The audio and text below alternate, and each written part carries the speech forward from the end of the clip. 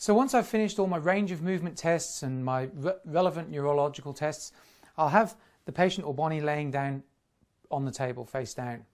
Now Bonnie, we're going to do a couple of muscle tests here, and I want to see how strong your hamstring muscles are. So if you could start off, bend your left knee for me please. And it's always good when the patient's laying down, sometimes left and right gets a bit confusing, so if you want to use the left leg, just give it a little tap. Now, don't have the knee at a full 90 degrees, just have the leg about here. Now, when you're doing the muscle test, just be very careful that you're not pushing on the Achilles tendon, because that can be tender. Just have a nice wide position like so, and just let the fingers touch the leg. You don't want to grip the leg, okay, because that's uncomfortable. So just have the here, because you're going to be pushing with the palm of your hand on the muscle. Now, Bonnie, if you could just hold the leg nice and strong for me.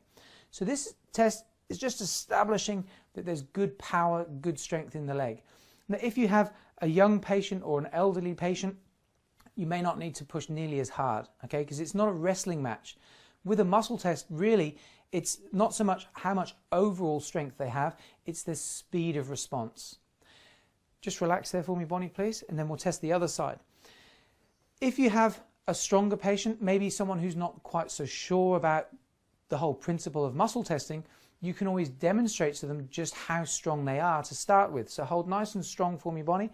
Hold and just see. So the hamstring muscle is not a muscle that you can easily, just relax, cheat with, because the hamstring muscle is typically 4 to 5 times stronger than the upper body. So a perfectly good hamstring, I shouldn't be able to overpower with my arm strength. So I like to start with the hamstrings. I like to use the hamstrings to test the nerves all the way up through the whole spinal cord.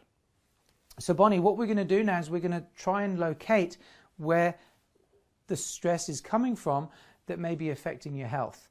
So what we're going to do, just with very light fingertip pressure, I'm going to isolate each nerve as it comes off the spinal cord and goes into your body. Now, if we come across a problem, you may find that the muscle goes weaker. So if you could bend the knee for me there, please. Hold nice and strong. So what I try to do is then find an area where there's maybe nerve stress on the body, so I can demonstrate the difference in how the strength actually feels. So hold nice and strong for me, Bonnie, please. Good.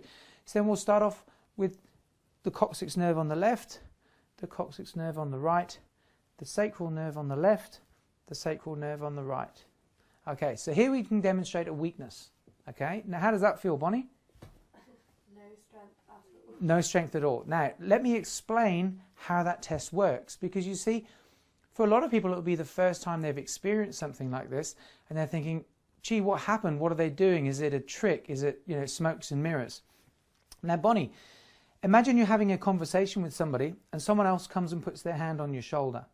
Now, typically, you can continue that conversation and be aware there's somebody there, yes? Mm-hmm.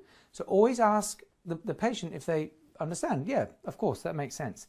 Now, Bonnie, imagine you've got a nice fresh bruise on the shoulder here. You're having a conversation, someone comes and puts their hand on the shoulder. Automatically, you're going to turn, kick, punch, scream. You're going to do whatever you can to protect yourself. Sometimes even just before they touch it. Have you ever had that happen before? No, but I know what you mean. You know what I mean? Okay. So exactly the same principle. If I were to put pressure here and there was a bruise, you would stop what you're doing and you'd focus on trying to protect yourself.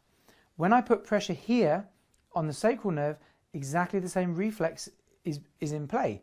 And your reflexes overpower what you're consciously trying to do here, because it's more important for your body to protect you than it is to show off how strong your leg is. Mm-hmm. So once you've established how the test works and it makes sense, then you can start going into exactly what that nerve may be affecting. So as I go through the body, wherever I find a weakness, I'll then explain where that nerve travels to and what kind of things it may influence. So let's start from the beginning, and we'll go through each nerve in turn, right the way up through the spinal cord. So again, doing the muscle test, we check to make sure the muscle's nice and strong to begin with, and we can use either leg. It doesn't have to always be the same side, so that allows the patient to relax. One other thing, just beware if the patient has a tendency to go into a cramp. Okay, because if they start to cramp, obviously it's going to be uncomfortable, and if the muscle does cramp, maybe just do some reflex, just do some rubbing, increase the circulation to help release the cramping, and then use the other side.